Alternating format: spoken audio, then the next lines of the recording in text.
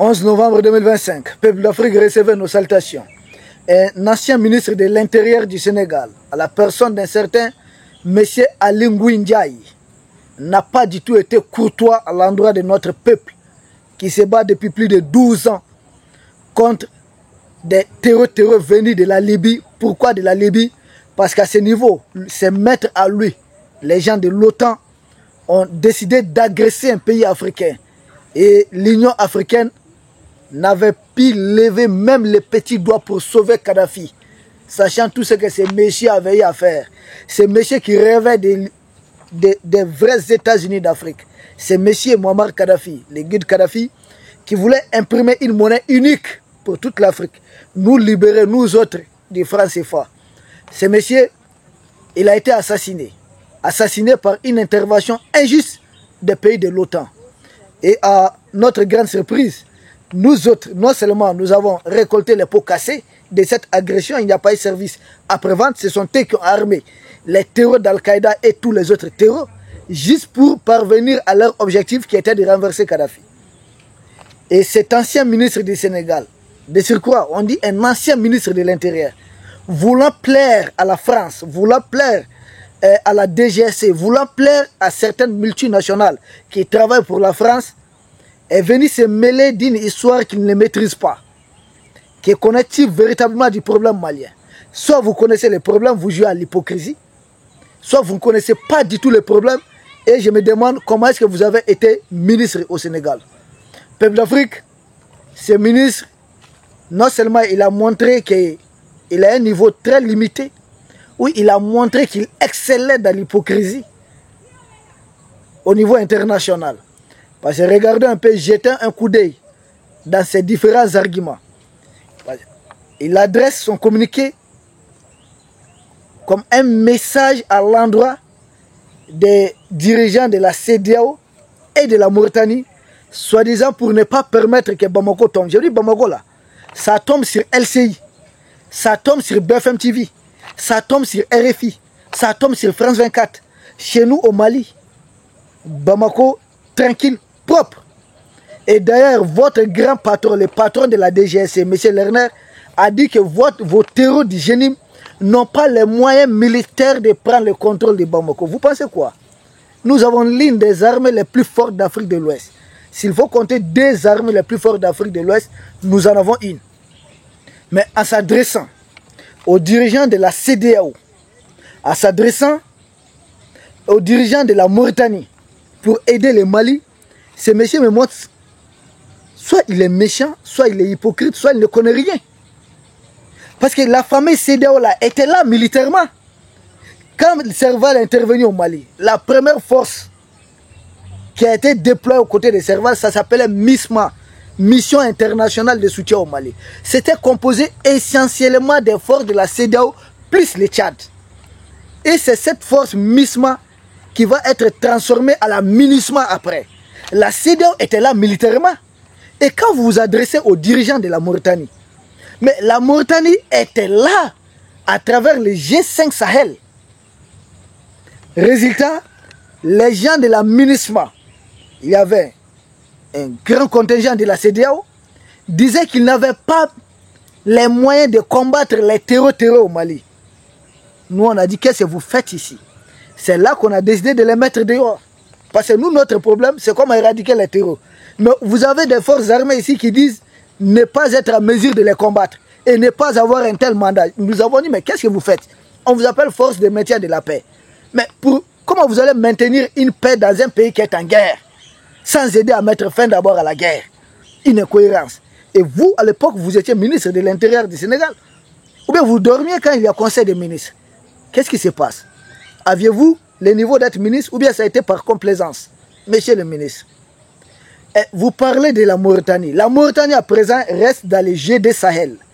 C'est-à-dire cette force que la France avait créée regroupa 5 pays du Sahel: la Mauritanie, le Mali, le Niger, le Burkina et le Tchad. Cette force a échoué. Le Mali a quitté parce qu'on avait privé injustement au Mali la présidence tournante du G5 Sahel. C'était inadmissible. Et ensuite, qu'est-ce qui va se passer? Nous avons quitté le G5 Sahel parce que dans le G5 Sahel, nous ne sommes pas confrontés au même problème que la Mauritanie. La Mauritanie, depuis 2011, ne connaît pas d'attaque terror. Et selon les Américains, la Mauritanie aurait conclu un accord, un pacte de non-agression avec les terror. Résultat, Al Jazeera fait un reportage pour montrer que les terrors du Mali sont soignés là-bas. Art fait un documentaire pour montrer que les terrors du Mali trouvent refuge en Mauritanie. Vous voulez encore quoi comme preuve? Quand vous appelez la même Mauritanie qui fait partie du problème, venir au Mali, qu'est-ce que vous nous voulez? Monsieur le ministre, vous êtes atteint d'une malhonnêteté intellectuelle qui ne dit pas son nom. Aly Ngouille Ndiaye. Ah non, c'est pas bon. Vous appelez la CEDEAO et la Mauritanie ici. Pourquoi les pays de l'Est ont quitté la CEDEAO? C'est parce que nous nous sommes rendus compte que la CEDEAO ne voulait pas du tout nous aider à combattre les terror. Au contraire, la CEDEAO était là pour aggraver notre situation. Des pays en guerre contre les terror. La CEDEAO se permet de geler, utiliser la BCEAO. Et la BCEAO se trouve au Sénégal, chez toi, monsieur le ministre, pour geler nos fonds. Mais sans budget, comment on va combattre les terror? Avez-vous renforcé les terrors ou c'est nous qui vous aviez à renforcer? Posez-vous cette question.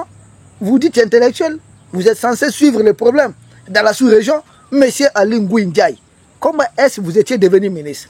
C'est la question que je vous pose. Comment est-ce que vous êtes devenu ministre? Vous ne comprenez pas ça? Pourquoi les pays de l'Est ont quitté la CEDEAO? Et vous ne savez pas que 49 mercenaires de M. Alassane Ouattara avaient été détenus au Mali jusqu'à ce qu'ils présentent leurs excuses. Vous ne les saviez pas? C'était pourquoi renforcer le Mali ou bien déstabiliser le Mali. Vous ne suiviez pas les interviews de son Excellence, le capitaine Ibrahim Traoré, qui dit régulièrement, qui pointe du doigt les autorités ivoiriennes dans ce qui se passe. Vous ne suivez pas l'actualité. Le président du Niger, qui pointe des doigts avec preuve à l'appui, citant les aérodromes où les mercenaires français sont en train d'arriver. Vous n'avez pas suivi ça? Vous ne suivez pas ça du tout? Le Bénin, c'est un pays membre de la CEDEAO. La Côte d'Ivoire aujourd'hui avec M. Alassane Ouattara, c'est un pays membre de la CEDEAO. Le Nigeria de Tinubu qui voulait être tête de pont de la guerre contre le Niger, c'est un pays de la CEDEAO. Est-ce que le Nigeria n'a pas ses propres problèmes avec Boko Haram pour venir intervenir contre le Niger? Qu'est-ce que vous aviez dit à l'époque? Ça ne vous a pas dérangé parce que c'est des Nigériens qu'on allait tuer, ça ne vous dit rien. Quand j'ai dit que vous êtes atteint d'une malhonnêteté intellectuelle, vous faites preuve vraiment de ça. C'est avec des preuves à l'appui. Pourquoi je l'ai dit? Parce que vous aviez dit quelque chose qui réellement j'ai compris. Qui vous êtes un peu? Vous faites partie de ces gens hybrides qui ne voient que des postes parce que j'ai essayé de jeter un coup d'œil. Je vous vois souvent, vous voulez être maire, député, tant, ministre, vous courez juste pour des postes politiques. Vous êtes quelqu'un de bien pour la France. La France aime des Africains comme ça, qui ont des yeux plus gros que le ventre. Des Africains qui sautillent comme des petits cabris derrière des postes politiques. Les Français aiment ça, surtout la DGSI. Et quand j'ai parlé de cette malhonnêteté intellectuelle, c'est pour deux raisons. Dans votre lettre, vous avez avancé deux arguments pour lesquels la fameuse CEDEAO et la Mauritanie doivent intervenir au Mali. Premier argument, monsieur le ministre, vous dites que pour des raisons de sécurité nationale, c'est-à-dire qu'il ne faut pas que, si jamais selon son calcul, Bamako, si les terreurs du génie prenaient le contrôle du Mali, il ne faut pas que lui, son pays peut-être soit menacé, il ne faudrait pas que la Côte d'Ivoire soit menacée, mais nous on vous a dit, Emmanuel Macron mobilise toute l'Europe pour aider l'Ukraine contre la Russie. Ils disent qu'il s'agit d'un pays européen. Vous, tous les autres Africains, Emmanuel Macron vous mobilise pour combattre trois autres pays africains. Est-ce que vous êtes vraiment intellectuel? Ou vous faites preuve de la malhonnêteté intellectuelle? Ça va quelque part? Macron mobilise toute l'Europe derrière Zelensky. Et à travers, sous couvert d'aide à Zelensky, Macron a tête de déstabiliser ici. Vous n'avez aucun mot à l'endroit de Macron. Et c'est là que je parle de la malhonnêteté. Donc, les peuples maliens, ça ne vous intéresse pas. Vous parlez de sécurité là-bas, et là même, ça ne vous intéresse pas. Parce que votre mentor Macky Sall a fait plus de 60 morts, juste pour quitter le pouvoir. Ça ne vous intéresse pas. Deuxième raison, vous parlez des raisons économiques. Rien que pour le port de Dakar, le port d'Abidjan, le port de Nouakchott, ah bon? Et pour des vies maliennes, ça ne vous intéresse pas. Dans ce cas, ne mettez pas votre bouche dans nos affaires internes. Si la vie des Maliens ne vous dit rien, que les Maliens vivent ou que les Maliens ne vivent pas, si ça ne vous dit rien, monsieur le ministre, on ne veut plus voir votre bouche dans nos affaires internes. Que cela soit très clair. Je suis très clair là-dessus. Que cela soit très clair. Éloignez-vous des problèmes du Mali. Si vous ne pouvez nous aider dans nos problèmes, n'allez pas renforcer les ennemis. Parce que ça, c'est la propagande de BFM TV, propagande de LCI, propagande de TF1, propagande de RFI, de France 24. Vous êtes en train de reprendre la même propagande en tant qu'ancien ministre d'un pays africain. Un pays qui a été d'ailleurs, c'est-à-dire membre de la Fédération du Mali. Nous avons été un même pays. Vous faites honte.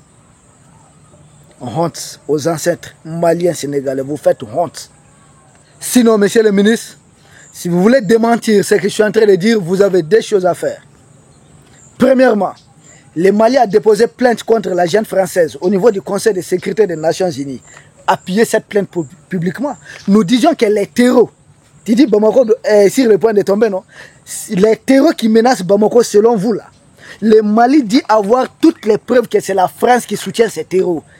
Donc il faut couper les problèmes. Il faut aller à la source du problème. Il faut aller à la racine du problème. Si vous êtes sincère, alors venez nous aider à appuyer cette plainte du Mali pour qu'on étale ça au grand public. Premièrement, vous voulez nous aider? Le Mali a porté plainte devant la Cour internationale de justice contre la junte algérienne pour soutien au terreau. Le Mali était sur le point de liquider les chefs terreau. Alger les a sauvés en faisant quoi? En détruisant notre drone dans notre espace aérien. Puisque c'était, nous disions ceci, Alger dit cela. Nous avons dit, ok, on se retrouve devant l'organisme habilité à trancher les différends. Allons devant la Cour internationale de justice, que chacun apporte ses preuves. Alger a tout de suite compris et a refusé de s'exécuter. Alors, est-ce que vous êtes sincère? Qu'avez-vous dit à Alger en tant qu'Africain comme nous? Qu'avez-vous fait? Rien. C'est facile de faire semblant d'aimer le Mali. Mais on n'aime pas le Mali. On aime le bourreau du Mali. Monsieur le ministre, c'est ce que vous aviez fait à Kadhafi. Oui. C'est ce que vous aviez fait au président Laurent Gbagbo. C'est ce que vous aviez fait des gens comme vous à Thomas Sankara. Ils applaudissent son discours, mais derrière ils sont en train de le poignarder. Des Africains comme vous là. Ça suffit. On en a assez. C'est quoi? Voilà, la première chose, c'était appuyer les deux plaintes du Mali. Rien. Deuxième chose à faire, l'ambassadeur de Zelensky chez toi, à Dakar, a revendiqué avoir participé à une embuscade aux côtés des terreaux contre l'armée malienne et ses alliés, les conseillers militaires russes, en territoire malien. Monsieur le ministre, avez-vous condamné? Allez-vous permettre que chez Emmanuel Macron, par exemple, est-ce que vous allez voir un jour là-bas qu'un pays africain revendique participer à un acte terroriste contre le pays d'Emmanuel Macron sans que toute l'Europe ne se lève comme un seul homme? Vous allez voir ça? Non. Mais en Afrique ici, oui, nous voyons ça avec des politiciens comme vous.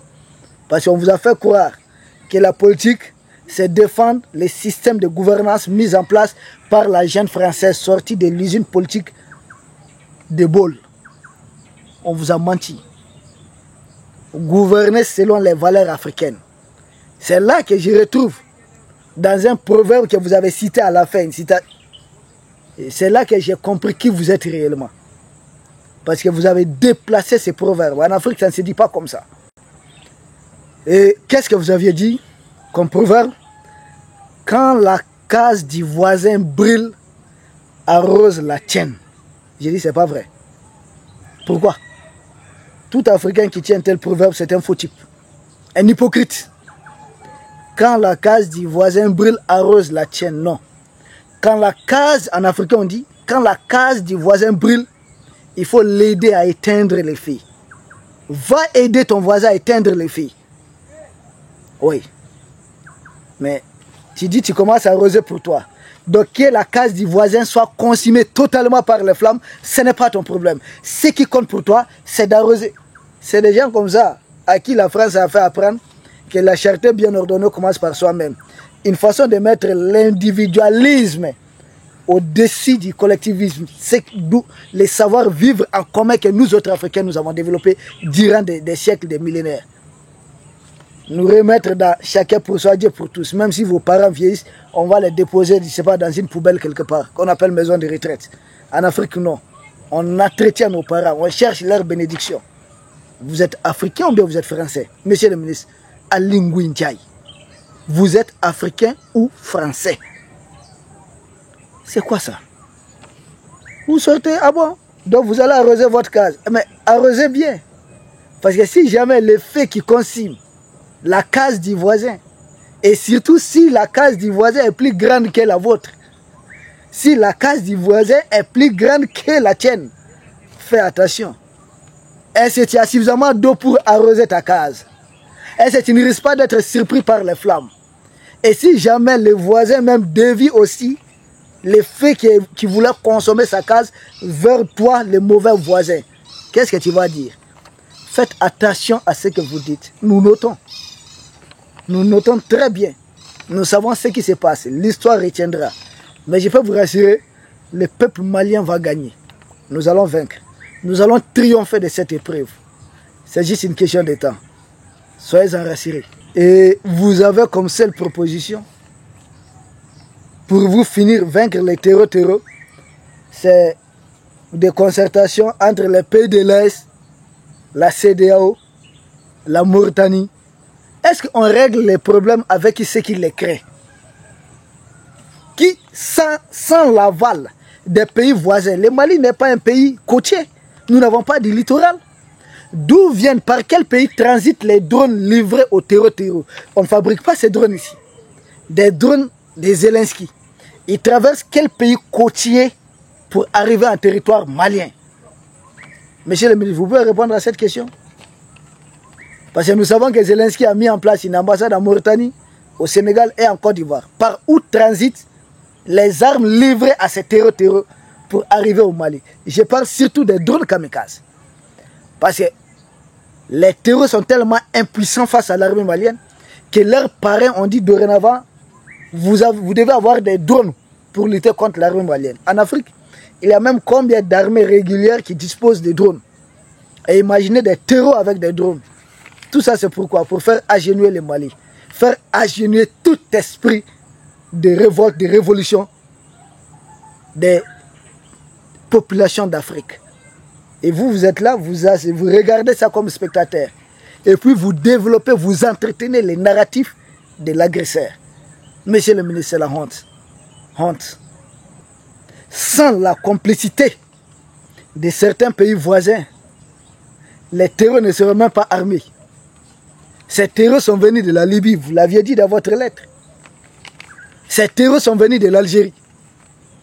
C'est parce qu'en Algérie, l'armée avait fait un coup d'État contre les partis politiques fils qui devaient arriver au pouvoir, refusant les islamistes au pouvoir. C'est ce qu'Alger a fait.